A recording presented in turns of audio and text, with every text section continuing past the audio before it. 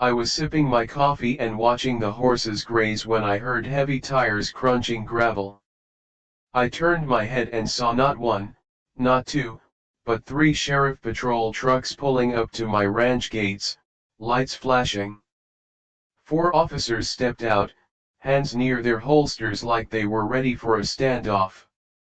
I stood up slowly from my porch chair, confused but calm. One of the officers raised a paper in the air and yelled, "You're being evicted. Pack your stuff and leave now, or we'll remove you by force." Evicted from my ranch? I blinked in disbelief, the coffee cup still frozen halfway to my lips. My family had owned this land for over 60 years. This wasn't some rented apartment, this was my home, my legacy, and my life. Behind the patrol trucks, I saw them. A group of people in dress shirts and sunglasses standing proudly like they owned the place. One woman, short and mean-looking with a pearl necklace, smirked and crossed her arms. I knew that smirk, "Hoa Brenda." She shouted, "This land belongs to the Hoa now. You're trespassing." I slowly walked toward the gate and pulled out my phone. My hands were steady, but my heart was racing like wildfire. I wasn't scared, I was furious.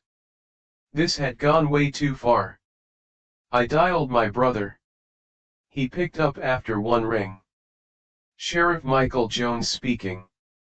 "Hey," I said calmly, "are you sending men to evict me from the ranch?" There was silence on the line. "Wait, what? Who told you that?" "They're already here." The line went dead. That's when things got real quiet. I looked up and saw the patrol officers looking down at their radios. One of them seemed nervous. The Hoa folks started whispering to each other. The short woman stepped forward like she wanted to take charge. I said, "You have 5 minutes to leave the property, or we're taking it by force." Just then, the screech of tires echoed down the dirt road. A black SUV swerved into view, kicking up dust behind it. The doors flew open, and my brother, Sheriff Michael Jones himself, stepped out, sunglasses on, hand resting on his belt like something out of a movie. He looked at me, then he turned to the officers. "Stand down," he said in a voice cold as ice. The entire place fell dead silent. "Who gave the order to evict this man from his own property?" he asked, walking forward. Nobody answered. One of the Hoa agents stepped back, clearly shaking. Sheriff Jones snatched the eviction notice and read it out loud, his face twisted with rage. "This is a fake order. Not signed. No judge, not even a real seal. This is illegal." Brenda tried to speak. "This land falls under Hoa jurisdiction now. We voted, and you voted." He interrupted, "Lady, this land is not under your Hoa. This ranch sits outside your boundaries. You trespassed. You filed fake papers, and you impersonated law enforcement." That's when Michael turned to me, nodded once, and said, "Go back inside. I've got this." And I did. But I stood by the screen door because what happened next was something I'll never forget. He called for backup. Now let's take it back to where it all started. It had been 5 months since I returned to the ranch after my time overseas. I'm a veteran, Marine Corps. When I left, the place was quiet and peaceful, just the way my parents left it. When I got back, I found trouble waiting like it had been keeping my seat warm. It started small. A flyer left on my gate inviting me to an Hoa meeting. Strange, since my ranch wasn't part of any Hoa. I ignored it. Then came a letter demanding $850 in Hoa fees for maintenance and community upkeep. I laughed. My ranch didn't have sidewalks, parks, or pools. It had cows, crops, and rattlesnakes. I tossed it in the fire pit, but that only made things worse. Next, someone nailed a sign to my fence that said, "You are now under the Sunridge Community HOA." That same day, my neighbor Frank came over. He was holding the same letter I got. "You see this mess?" he asked, waving it in my face. "They think they can just absorb our land like we're some buffet platter." Frank had owned his land even longer than I had. He was already fired up and ready to fight. But most folks in our little ranching area weren't. They were quiet, older folks, retired and worn out. When the HOA started harassing them, some paid. Some even signed contracts without reading them. It was heartbreaking. I wasn't going down that easy. For you, a free like is easy. But for me, it is the greatest support and encouragement. For this video, can you give me 1 like and 1 subscription? Thank you very much. I called their office. A smug woman picked up. "Sunridge HOA," she said sweetly. "Hi, this is Tom Bennett. You've been sending me bills and notices. I don't live in your development. Please stop." There was a pause. "Oh, but you do. According to our new expansion plan, your ranch is included. Congratulations. I never agreed to anything." "You don't have to," she chirped. "Majority vote passed. It's binding. We'll see you at the next meeting." Click. I knew then something was very wrong. So I drove to the county office and asked to see the official zoning map. I pointed to my land. The clerk squinted, then frowned. "Sir," she said, "your property isn't under any HOA. Not even close." I asked for a copy of that map and took it home. That night, I stapled it to my fence, right under their fake sign, but that only made them an. The next week, someone spray-painted HOA property across my barn door. My livestock feed got dumped in the dirt. The fence along the west side was cut clean through. Who does that? I installed cameras, motion lights, even a few no trespassing signs that glowed in the dark. I wasn't just defending property, I was defending my history, my parents' memory, my pride. Then they hit me with a fake court summons, printed on plain paper, signed by Chairwoman K. It looked ridiculous, but someone less alert might have fallen for it. So I brought it to my brother. Michael read it, then leaned back in his chair and said, "I'll be keeping an eye on this. Don't do anything crazy. Let me handle it legally." And I tried. I stayed quiet, focused on the land, tried to ignore their trucks driving by slowly, the way they stared through my windows like they were inspecting something. But the day the officers showed up with flashing lights and barking orders, it was clear they weren't going to stop. They wanted to break me, but they didn't know who they were dealing with. And they definitely didn't know who my brother was, because what happened next, let's just say it shook the HOA to its core. The moment my brother called for backup, everything shifted. The HOA folks went pale. The officers who'd come to evict me started backing up toward their trucks, suddenly unsure if they just walked into a major lawsuit. Sheriff Jones wasn't playing games.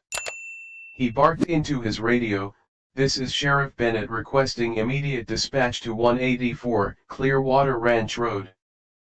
Possible impersonation of law enforcement, unlawful eviction attempt, and HOA trespass on private property." I watched from the porch, arms crossed, as 2 more patrol vehicles showed up within 10 minutes. Real deputies, real uniforms, no confusion. That smug little HOA woman, Brenda, with her pearl necklace and thick binder full of fake documents, finally started sweating. She waved a paper in the air like it was a winning lottery ticket. "This is official," she shouted. "We sent notices. We held a vote." Sheriff Jones stepped toward her. "Ma'am, where did you get this order?" "It was passed by the board." "What board?" She blinked. "The HOA board." "And who gave you the authority to issue an eviction order?" The HOA committee chair." "Me?" James raised an eyebrow. "So you're admitting you wrote this?" "Yes." "And you're not a judge, not an officer of the court, not even a paralegal?" Her mouth opened and closed like a fish on dry land. We had a lawyer look over it." "Name?" She hesitated. Ma'am, you're in serious trouble. This isn't just trespassing or harassment anymore. This is impersonating the court system. That's a felony in this state." Suddenly, one of the HOA agents bolted, literally took off running down the dirt road like it was a Wild West jailbreak. One of James' deputies sprinted after him, tackled him to the ground, and cuffed him right in front of everyone. Brenda screamed, "This is abuse. You can't do this." James didn't even look at her. He turned to the rest of the officers and said, "Get statements from every deputy here, confiscate all false documents, and take this HOA group in for questioning." I stood there, still shocked. The ranch was finally quiet again, but it was like the silence after a thunderstorm, still tense with something thick in the air. Then James turned to me and said, "Tom, I need you to come down to the station tomorrow.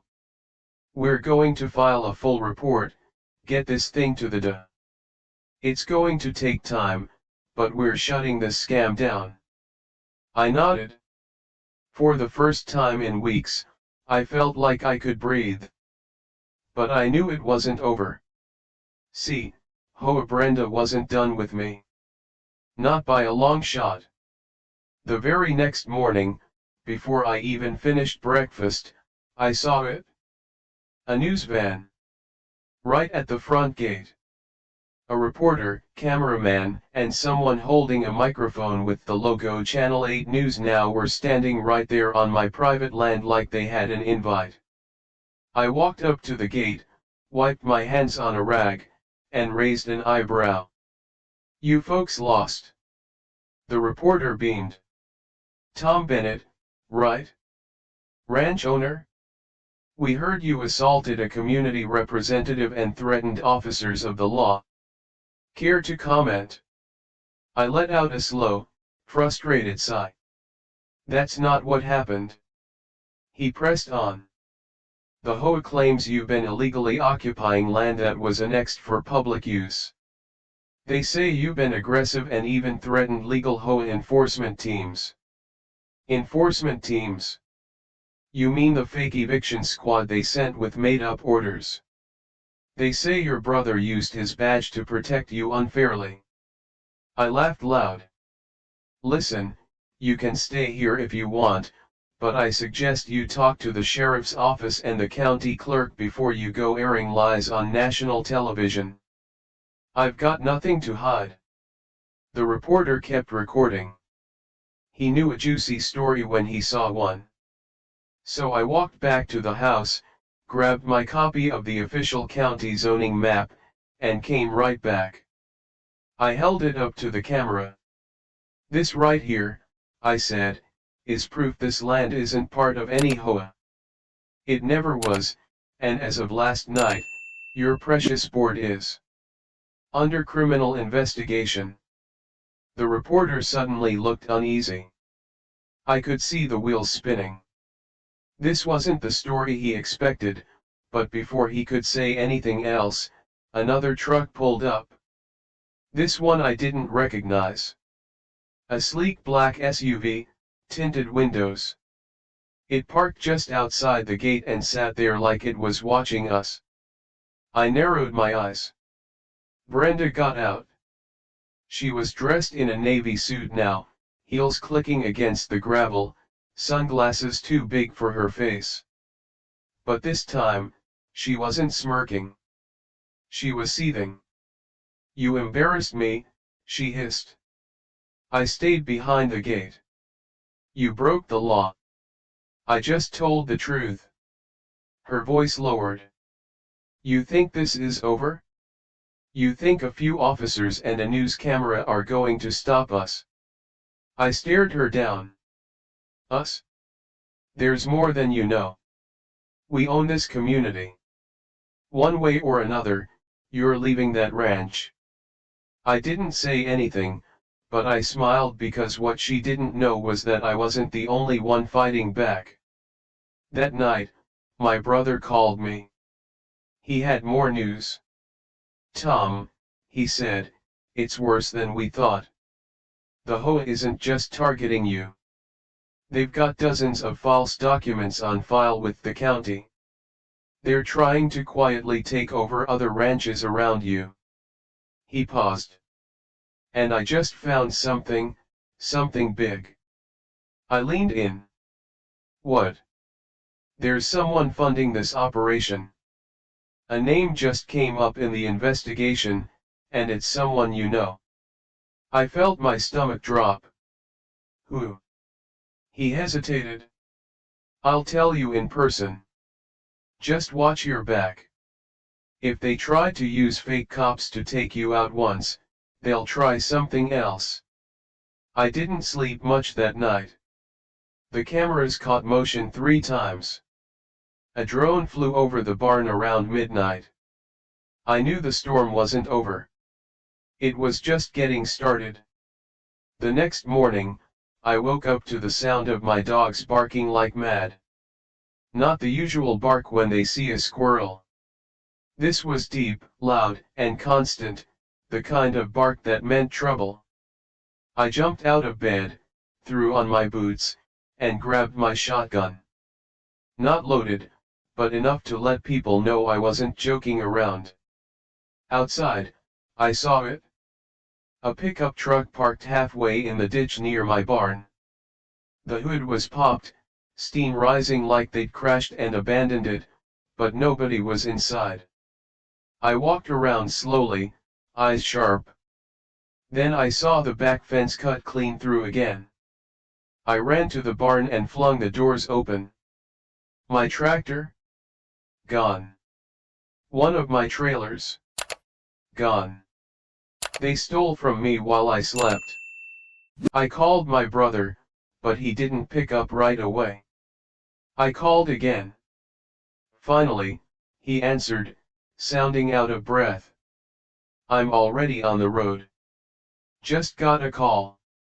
2 more ranches got hit. Same thing. Fence cut. Equipment missing. Someone's targeting the holdouts." I clenched my fist. "You think it's Brenda?" "I don't think she's acting alone," he said. "And remember that name I told you I found in the investigation? Yeah, it's Rick Swanson." I stopped cold. Rick Swanson? He wasn't just a big land developer. He used to be my dad's friend. Used to come to this ranch every summer when we were kids. He'd throw horseshoes, eat ribs, and talk like family. But after Dad died, Rick changed. He started buying land all around us, flipping it, building tiny townhomes, and slapping HOAs on them. We'd heard rumors he was trying to expand into ranch territory, but I never thought he'd come for me. "Rick's the one bankrolling Sunridge HOA," James said. "He's funding their expansion, paying for these annexation scams, and he knows how to make it look legal on paper." I shook my head in disbelief. "So this is all a land grab?" "Worse," James replied. "It's organized, and Brenda? She's just the face of it." I hung up the phone and stared out at my ranch. This land wasn't just dirt and wood. It was my family, my childhood, my blood.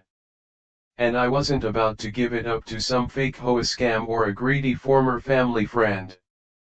Later that afternoon, I met James at the sheriff's station. He had a folder with him, thick and bulging with documents. "Tom," he said seriously, "they filed a new lawsuit this morning." "For what now?"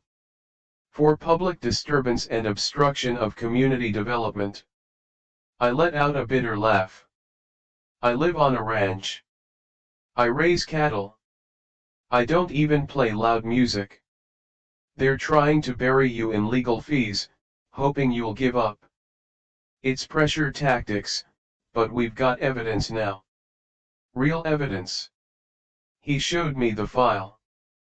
Fake signatures, falsified property boundaries, even doctored satellite images that moved HOA lines farther out than they were supposed to go. They were changing maps.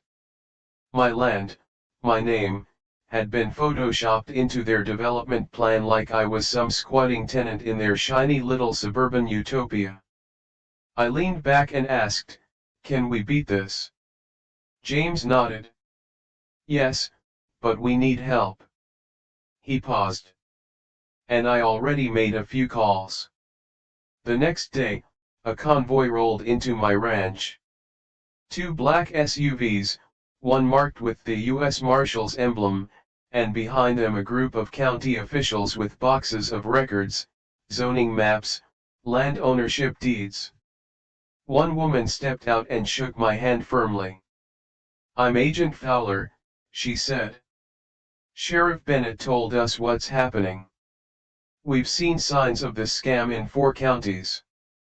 You're not the only victim.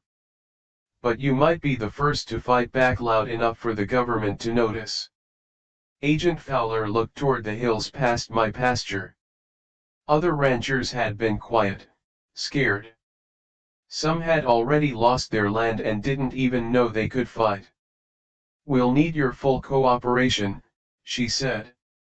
"We're building a case. If you're willing to testify, we'll make sure this stops." "You'll have my full story," I said. But that night, as the sun dipped behind the trees, something else happened, something I didn't expect. My front gate exploded. Not fire, not flames, but someone had rammed through it with a truck. The hinges were twisted, the posts splintered. I grabbed my flashlight and ran out. My dogs were going wild again, and parked at the end of the driveway was a truck I'd seen before, Brenda's, with a smashed bumper and the door hanging open, but no sign of her. Only a spray-painted message on the hood, "Leave or else." I didn't sleep that night either. This wasn't just about paperwork anymore.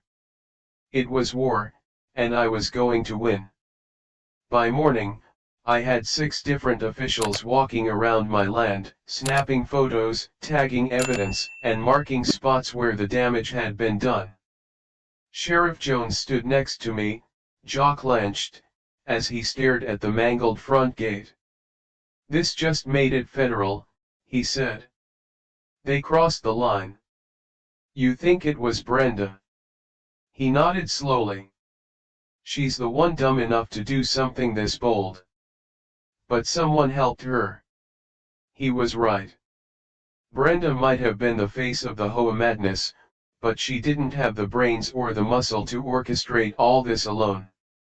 Rick Swanson, though, he had money. He had people. And most of all, he had ambition. The U.S. Marshals secured my ranch, posting official signs at the gate that read, "Under federal investigation. Trespassers will be prosecuted." They left 2 black SUVs behind as visible protection, one parked by the barn, one near the front of the house. I had people watching my land for the first time in weeks. And for once, I didn't feel like I was alone in this fight. But just when I thought things were finally turning my way, another blow landed. Agent Fowler called me that afternoon. "Tom, we just got word from the clerk's office. Someone filed a forged land transfer deed under your name. It claims you sold your ranch to the HOA last month." "What?" I nearly dropped my phone.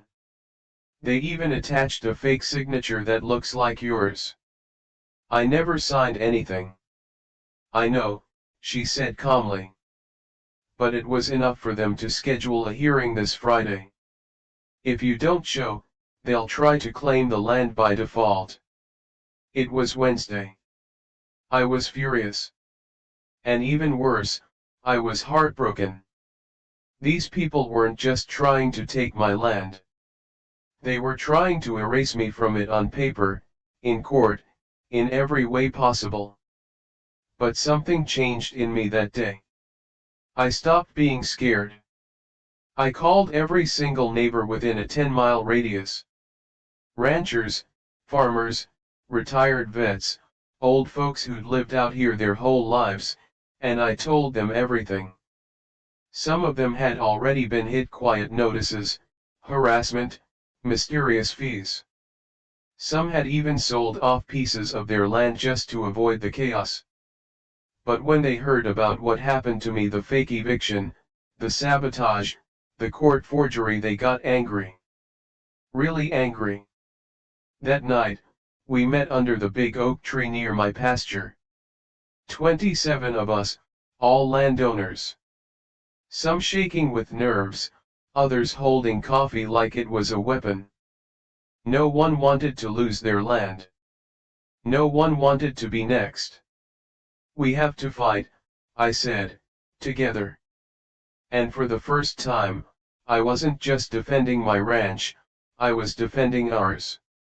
The next morning, we filed a formal group complaint to the county's land office.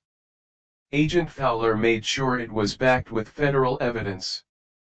Sheriff Jones arranged for protection during the hearing. But just when we started organizing, my barn caught fire. I had just finished loading hay when I saw the smoke, thick black billowing out of the rear window. I dropped everything and ran. The smell of burning wood and diesel fuel hit me hard. I grabbed a hose, but it was useless. The fire was too strong, too fast. I called 911, but by the time the trucks arrived, half the barn was gone. My tools, my feed, even the ATV I used to check fences every morning destroyed. The fire chief said it looked like arson. Accelerants had been poured in 3 different spots. This wasn't a warning. It was war. James was already there, stomping through the ash and cursing under his breath. "They're escalating," he said. "And they're not going to stop until someone ends up hurt." "Or until they win," I muttered. "No," he said firmly. "Not this time." By nightfall, the community had shown up again. Neighbors dropped off extra feed. Someone donated an old ATV. Kids from 2 ranches over helped hammer temporary panels where the fence had been burned. It wasn't much, but it was something, and it reminded me I wasn't in this alone anymore. Friday came faster than expected. I wore my cleanest jeans, a collared shirt, and boots polished till they shined. Sheriff Jones stood next to me in full uniform. Agent Fowler was there too, briefcase in hand. We walked into that courtroom like a storm cloud rolling in. The judge was an older man, serious face. Didn't look like someone easily fooled. Brenda was already there, smiling like she just won a prize.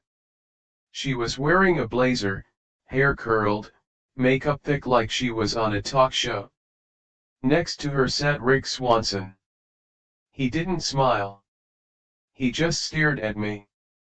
When the hearing began, Brenda's lawyer stood up and said, We are here today to confirm a land transfer from Thomas Bennett to the Sunridge HOA, legally filed and approved. The judge asked, "Mr. Bennett, did you sign this deed?" I stood calm, steady. "No, Your Honor, I did not. That document is fake." "Do you have proof?" Agent Fowler stood up, handed over a stack of files. Inside, county zoning maps, federal investigation notices, my real signature, Brenda's forged version, photos of the gate crash, videos of trespassing, surveillance footage of HOA agents harassing other ranchers. The judge read through it silently. Then he looked at Brenda. "Do you understand the penalty for submitting false documents to this court?" Brenda swallowed hard. Rick leaned in to whisper to her, but she brushed him off. I thought it was real," she stammered. Then the judge turned to Rick. "And you are Rick Swanson?" "I represent development interests for the HOA." "And were you aware of this forged deed?" Rick's face stayed cold. "No, sir." "Liar." But the judge wasn't done. "Well, Mr. Swanson, congratulations. You're both under formal investigation." Gasps filled the courtroom. Brenda's face turned pale. And then the judge said the words that made my heart race, "This hearing is dismissed. The land remains under Thomas Bennett. Any further attempt to claim it will result in criminal charges." Brenda exploded. "This is unfair. We had every right to remove her." The judge said. A deputy stepped forward and led her out, still shouting, "You'll regret this, I promise you." Rick simply stood, buttoned his jacket, and walked out without a word. But the storm in his eyes said everything. This wasn't over. Not yet. Because that night, something else happened. Something worse. I got a text message from a number I didn't recognize. It had only 4 words, "Check your water supply." I didn't waste time. As soon as I saw that message, "Check your water supply," I grabbed my flashlight and sprinted to the pump house. My water system wasn't fancy, but it was the heart of the ranch. An old well with a filtration tank and pipes that ran out to the house, the barn, and the fields. If something happened to the water, the whole ranch would shut down. When I got there, the door was wide open. That door had a bolt lock. I always kept it shut, but now it hung crooked, busted in like someone took a crowbar to it. I stepped inside. The smell hit me first. Sharp, chemical.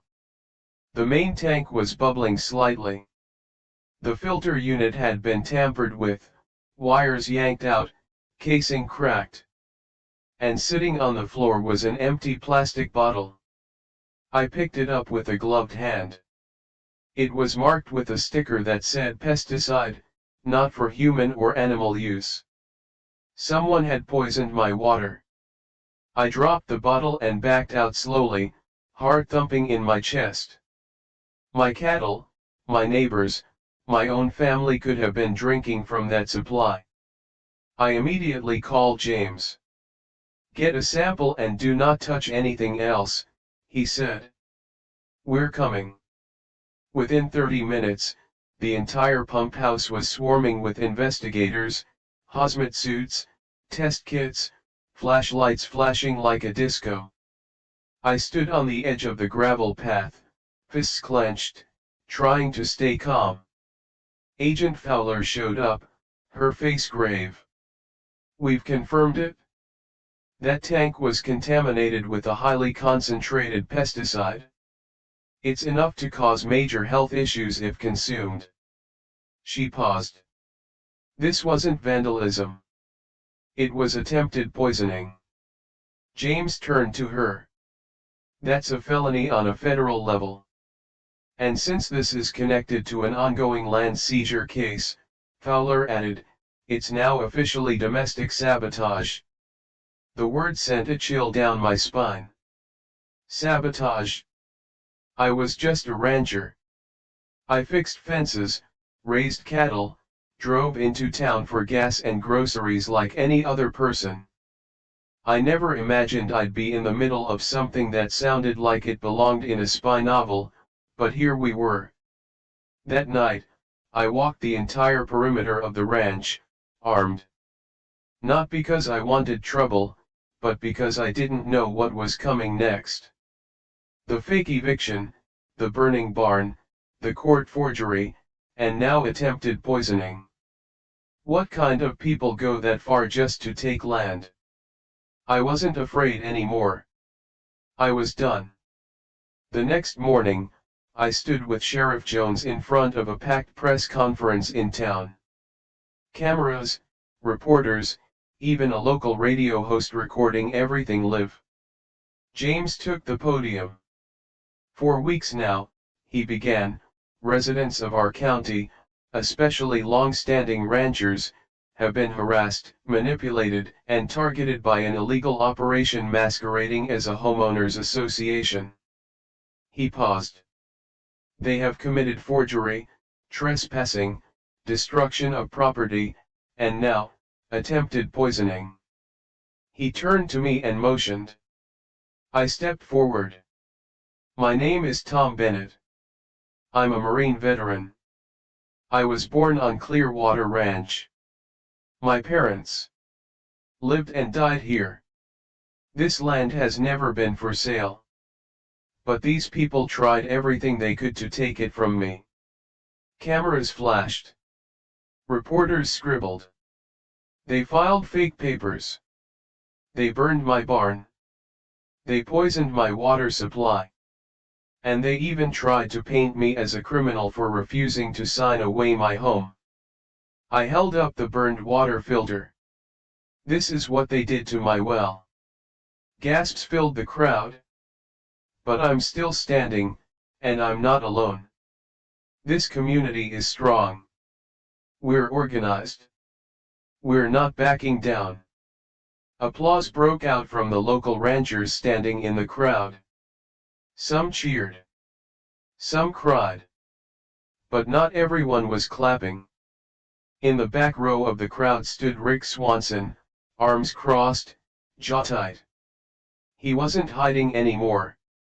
After the conference, Agent Fowler pulled me aside.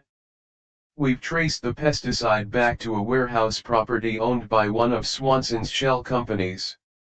We also found a burner phone in Brenda's car with messages linking back to that same warehouse. It was coming together. They had the location. They had the evidence. But they needed one more thing, a witness. Someone from the inside. That night, something strange happened. Brenda called me. I almost didn't pick up, but curiosity got the better of me. Her voice was soft, not the screeching banshee I remembered. Tom. I didn't know about the water. I stayed silent. I mean, I knew about the papers, and okay, maybe the eviction stuff, but not that. That wasn't me.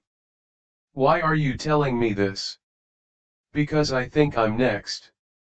She sounded scared. Genuinely scared. Rick called me after the hearing. Told me I embarrassed the group, that I cost him money. He threatened me. I leaned forward. You have proof. A pause. I do, but I can't go to the police. He has people everywhere. I glanced outside. The ranch was quiet again, but the hair on my neck was standing. Then come here, I said. Sheriff will meet you and the feds. If you testify, we can protect you. Another pause. Then, okay, I'll come, but only if I can bring something with me. What? His files. All of them. That was it. The final piece. But she never showed up that night. Instead, her car was found the next morning, abandoned, doors wide open, and the passenger seat soaked in blood. The news hit me like a hammer to the chest. Brenda's car had been discovered off a dirt trail just 10 miles from my ranch, hidden behind a line of trees. The windshield was cracked. The passenger door hung open like someone left in a rush or was taken. The passenger seat was soaked in blood, and the glove compartment had been torn apart. No sign of Brenda. Sheriff Jones and Agent Fowler were already on site by the time I got there. "We're treating it as an abduction," Fowler said, her voice tight. "But it looks like they were after something specific." "The files," I muttered. Brenda had said she'd bring Rick Swanson's documents, real raw evidence that could put the entire HOA scam to rest, and now she was missing. James walked the scene with his flashlight, examining tire tracks, shattered glass, and footprints in the mud. "Tom," he said, "this wasn't a random act. This was a cleanup." But what they didn't know, what I didn't even realize until later, was that Brenda had already sent the files.